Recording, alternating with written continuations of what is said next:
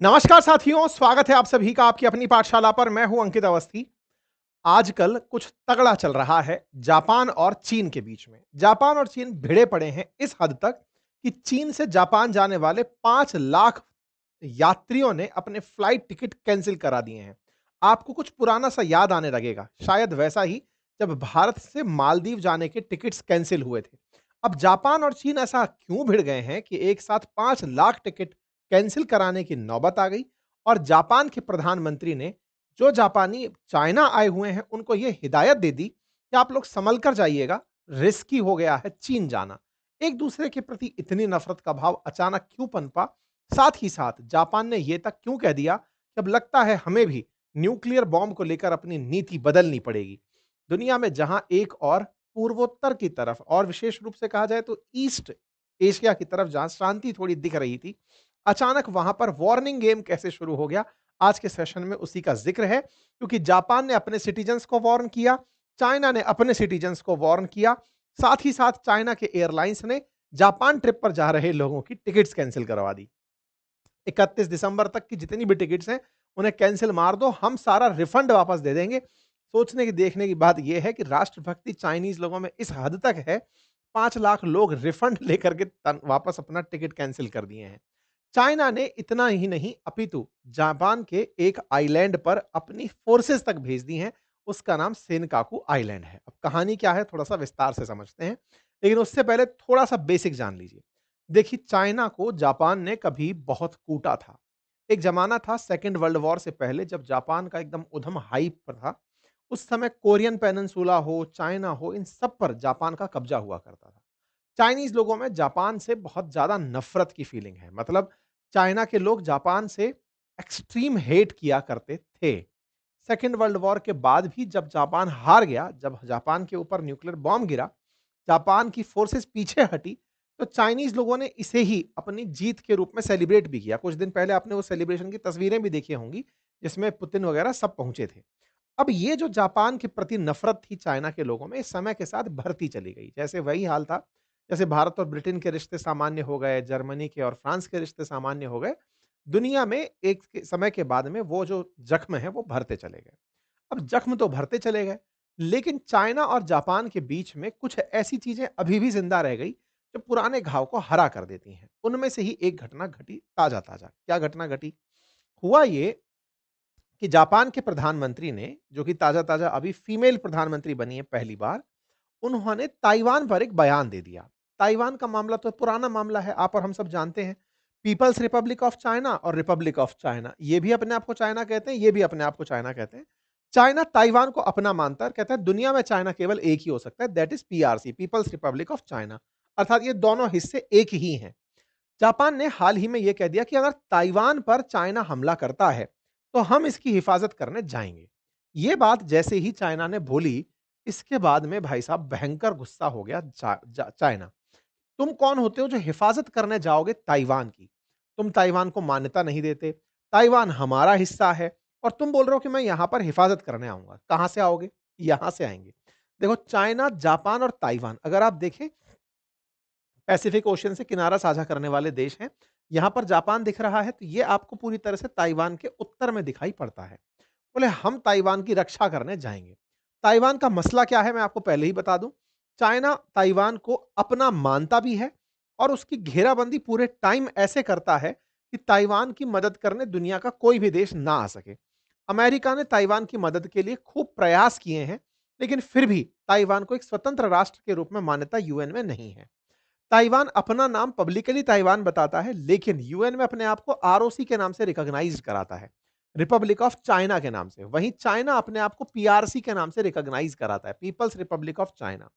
Peoples republic of China जो है वो आरओसी को कहता है कि आप चाइना वर्ड यूज नहीं कर सकते, चाइना केवल एक ही हो सकता है, और इसे की वन चाइना पॉलिसी कहा जाता है। और वन चाइना पॉलिसी में वो ताइवान को भी अपना ही बताता है। भारत भी वन चाइना पॉलिसी मानता है, अमेरिका भी वन चाइना पॉलिसी मानता है कि चाइना एक ही है। लेकिन ताइवान के साथ हम भी अलग से संबंध रखते हैं, दुनिया के कई देश अलग से ताइवान के साथ संबंध रखते हैं। ताइवान पूरे टाइम इस डर में रहता है कि चाइना उस पर एक दिन हमला जरूर करेगा, और यही कारण है कि ताइवान में लोगों को बकायदा हमले से बचने की ट्रेनिंग दी जा रही है। बकायदा किट्स बांटी जा रही हैं कि आप पर हमला होगा तो क्या करना है, कैसे रहना है। पूरे डिफेंस की ट्रिक्स सिखाई जा रही हैं। चाइना से लगभग 160 किलोमीटर की दूरी पर जो ताइवान है, उस पर 2.5 करोड़ की आबादी रहती है और बढ़िया पाकिस्तान से भी ज़्यादा इसकी जीडीपी है। यहाँ पर बढ़िया सेमीकंडक्टर का व्यवसाय है, बहुत ज़्यादा लोग यहाँ पर टेक्नोलॉजी के लिए काम करते हैं। इसी के ऊपर बयान देते हुए जो जापान की प्रधानमंत्री हैं, जो पहली बार महिला प्रधानमंत्री बनी हैं, पीएम तकाइची, उन्होंने अपनी तरफ से कहा कि अगर ताइवान के अंदर कुछ भी होता है, तो जापान उसको बचाने जाएगा।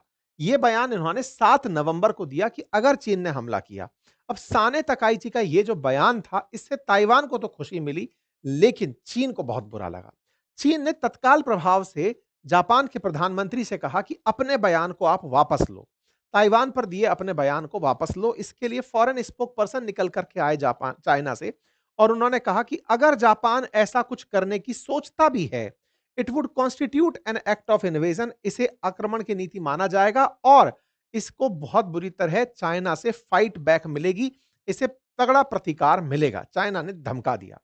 चाइना ने पूरी तरह से जापान को ना केवल धमकाया बल्कि दुनिया को बताया कि चाइना केवल एक ही है, वन चाइना पॉलिसी है। माना कि जापान और चाइना धीरे-धीरे रिश्ते सामान्य होते जा रहे हों, लेकिन फिर भी हम इस तरह की चीजें बर्दाश्त नहीं करेंगे। एक इंटरेस्टिंग फैक्ट बताता हूं।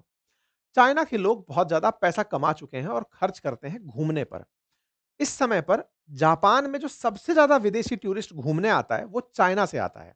प्रतिवर्ष लगभग 75 लाख टूरिस्ट चाइना से घूमने जापान आता है। तो इतना बड़ा टूरिज्म अगर हो रहा हो और इस टूरिज्म को सीधा असर केवल एक मैसेज से 5 लाख यात्रियों का टिकट कैंसिलेशन हो जाए, तो ये बड़ा नंबर कंसीडर होता है। यही हुआ। जापान के प्रधानमंत्री का बयान आना और उसके बाद चाइना की प्रतिक्रिया आना। क्या अमेरिका इस मामले पर कुछ करेगा? देखिए, अमेरिका की बात तो सिंपल है कि वो जापान की रक्षा का अधिकार रखता है। उसने दोनों से एग्रीमेंट कर रखा है कि जापान पर अगर कुछ भी हुआ, तो उसे रोकने के लिए अमेरिका खुद चला आएगा। लेकिन साहब, इसमें एक मसला है और वो मसला क्या है? अब मैं वो बताता हूँ। असल में साने तकाइची का जो ये बयान था ना, इसमें एक और बवाल छिपा था और वो बवाल ये था कि जापान के पास न्यूक्लियर वेपन नहीं है। हिरोशिमा नागासाकी पर अमेरिका ने न्यूक्लियर बम ही गिराए थे। उसके बाद जापानियों ने अपने डिफेंस पर पैसा भी लगभग खर्च करना बंद कर दिया था। अब सुरक्षा के नाम पर थोड़ी बहुत उन्होंने अपनी डिफेंस डेवलप की है, लेकिन इतना तगड़ा टेक्नोलॉजी से ओत-प्रोत रहने वाला जापान न्यूक्लियर बॉम्ब नहीं बनाया। लेकिन न्यूक्लियर बॉम्ब के अलावा उसने 3 शर्तें ज़रूर बना ली कि जापान न्यूक्लियर वेपन भी नहीं रखेगा और न्यूक्लियर वेपन के लिए 3 कंडीशन खुद के साथ लागू रखेगा। पहली कंडीशन ये रखेगा कि वो कभी भी न्यूक्लियर वेपन को पजेस नहीं करेगा, मतलब अपने पास नहीं रखेगा। दूसरा, उसका उत्पादन नहीं करेगा और तीसरा, किसी दूसरे देश को उसके यहां पर न्यूक्लियर बॉम्ब लाने की भी अनुमति नहीं देगा। इसका क्या मतलब है? देखो, यूएस और जापान के बीच में एक टाई अप है कि जापान को अगर किसी ने भी हाथ लगाया तो अमेरिका उसे बचाने आएगा। लेकिन जापान ने कहा, देखो सर, हम न्यूक्लियर बॉम्ब से बर्बाद हो लिए, कृपया करके किसी और को बर्बाद मत करना, हमारी हिफाजत के लिए कभी न्यूक्लियर बॉम्ब मत लेकर आना। साने तकाइची ने हाल ही में कहा कि वो अपनी ये जो नॉन न्यूक्लियर प्रिंसिपल्स की जो तीनों थ्योरीज हैं, उनमें से एक थ्योरी को बदलने पर विचार कर रही हैं। फिर से सुनिएगा, जापान की 3 थ्योरी हैं, ना तो वो बनाएंगे, ना वो पास में रखेंगे और ना ही किसी को उनके देश में न्यूक्लियर बॉम्ब लाने देंगे। कौन ला सकता है? अमेरिका। इसके लिए इन्होंने पूरी तरह से पाबंदी लगाई हुई है। साने तकाइची ने हाल ही में कहा कि उनकी जो 3 शर्तें हैं, उनमें से एक शर्त को, आखिरी वाली को, कि वो किसी को आने से रोकते हैं, उसको बदलने जा रही हैं। अर्थात अगर कल को अमेरिका हमारी हिफाजत के लिए न्यूक्लियर बॉम्ब हमारे देश में लाना चाहता है कि तुम्हारी रक्षा में न्यूक्लियर बॉम्ब रखूंगा, किसी ने तुम पर चलाया तो उसको मार दूंगा, बोले हम उसमें परिवर्तन की सोच सकते हैं। इससे जा भाई साहब चीन और ज्यादा खफा हो गया। बोले भाई साहब, अगर आप लोग ऐसा कर दिए, चाइनीज फॉरेन मिनिस्ट्री ने कहा, ये तो एक सीरियस कंसर्न है, मिलिट्री और सिक्योरिटी मूव दर्शाता है। जापान अगर ऐसा करेगा तो ये पूरी तरह से एक पॉलिसी शिफ्ट दर्शाएगा। कुल मिलाकर के ताइवान को बचाने की नीति अमेरिका की है। ताइवान के बारे में बुलवाना अमेरिका चाहता है, लेकिन जापान को उकसाया गया है कि तुम बोलो ताकि अमेरिका चाइना को दबा सके। बस इसी के लिए ताइवान के लिए जापान को खड़ा किया गया है। जापान ने अपने पक्ष में बयान दे दिए हैं। चाइना को जब इस तरह से धमकाया जाना शुरू हुआ, सॉरी, जापान को जब इस तरह से धमकाना शुरू हुआ, तो चाइना ने अपनी तरफ से जापान जाने वाले लोगों को कैंसिल करवा दिया कि तुम लोग घूमने मत जाओ। 5 लाख चाइना से जाने वाले जापान में ट्रैवलर्स ने अपने टिकट रद्द कराए। ये एक बड़ी खबर बनकर आई जो हमने शुरू में भी आपको बताई। चाइना इस बात से खफा होते हुए कि जापान ऐसा कैसे बोल सकता है, ना केवल अपने टूरिस्ट को जाने से रोका, बल्कि अपने कोस्ट गार्ड को भी सेनकाकू आइलैंड भेज दिया। ये सेनकाकू आइलैंड है जो बिल्कुल ताइवान के उत्तर में है। इसको जापान क्लेम करता है। चाइना ने जाकर यहां पर चक्कर काटने शुरू कर दिए कि यहां पर गलती से भी जापानी फोर्सेस ना दिख जाएं। हालांकि जापान इसे अपना ही मानता है और चाइना ने इस पर अपने वेसल्स घुमा-घुमा कर इस पर अपना कंट्रोल स्थापित करने के लिए प्रेशर क्रिएट करना शुरू कर दिया। यह है सेनकाकू आइलैंड। यानी दोनों के बीच टेंशन इतनी बढ़ गई कि जापान को ताइवान की सुरक्षा का जो काम मिला था, उसने उसी को ही चिंता दे दी। चाइना सेनकाकू पर चक्कर काटना शुरू कर दिया है।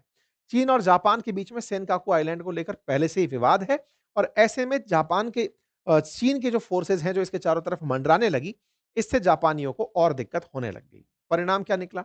चाइना ने जापान को और पनिशमेंट दिए, साथ में इनकी फिल्म की रिलीज को रोक लगा दी।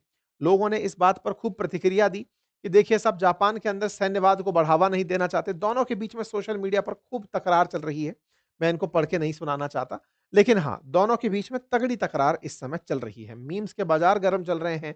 शी जिनपिंग को जहाज़ों के नीचे कुचलते हुए दिखाया जा रहा है। लोग आनंद ले रहे हैं। कुल मिलाकर बात ये है कि चाइना, जापान के बीच में ताइवान को छिटी हुई इस जो वाक युद्ध है, इसमें मामला इतना बिगड़ गया है कि कहीं सेनकाकू आइलैंड के नाम पर ताइवान से पहले ही चीन और जापान भिड़ ना जाएं। जापान ने अपनी तरफ से कहा है कि ये अपनी किसी भी बात को चेंज नहीं करेगा, चाहे चाइना हमसे जितनी भी माफी मंगवा ले। जापान ने अपने स्टैंड को चेंज करने से इनकार कर दिया है और साथ में अपनी तरफ से मतलब गंदे इशारे उनको किए जा रहे हैं, हम नहीं करेंगे साहब। ताइवान के मुद्दे पर जापान बेवजह दखल दे रहा है, चीन भले ही बोलता हो, लेकिन अमेरिका की शह से जापान ने स्टैंड क्लियर कर दिया है कि हम पीछे हटने वाले नहीं हैं। ऐसे में ट्रंप क्लेम करते हैं कि Japan does not have to help if US is attacked. मतलब जापान को लेकर के सब लोग कन्विंस्ड हैं। ट्रंप क्रिटिसाइज करते हैं सिक्योरिटी ट्रीटी को, क्योंकि हमेशा उनका मानना है कि भाई जापान के पास में कोई भी सुरक्षा के लिए मुझे ही जाना पड़ेगा, इसके लिए हमें पैसे लेने चाहिए। ये पुराना इनका मसला है। लेकिन सबका मानना यह है कि जापान में चूंकि अमेरिकी फोर्सेस बहुत बड़ी मात्रा में रहती हैं, अगर गल को कुछ भी होता है जापान के साथ तो अमेरिका उसे बचाने जरूर आएगा। खैर, इतना ज्यादा कुछ भी बिगड़ने वाला नहीं है। शी जिनपिंग की नाराजगी जायज है। उन्हें लगता है कि भाई आने वाले समय में जापान भी अगर खिलाफ हो गया तो अमेरिका के साथ जापान क्वाड संबंधी देशों में बहुत बड़ा देश बन जाएगा। आप क्वाड के 4 देशों में जानते हो तो अमेरिका, जापान, इंडिया और ऑस्ट्रेलिया हैं। इंडिया को छोड़कर बाकी 3 तो सदस्य अमेरिका के खिलाफ हैं ही, ओपनली पता चल रहा है।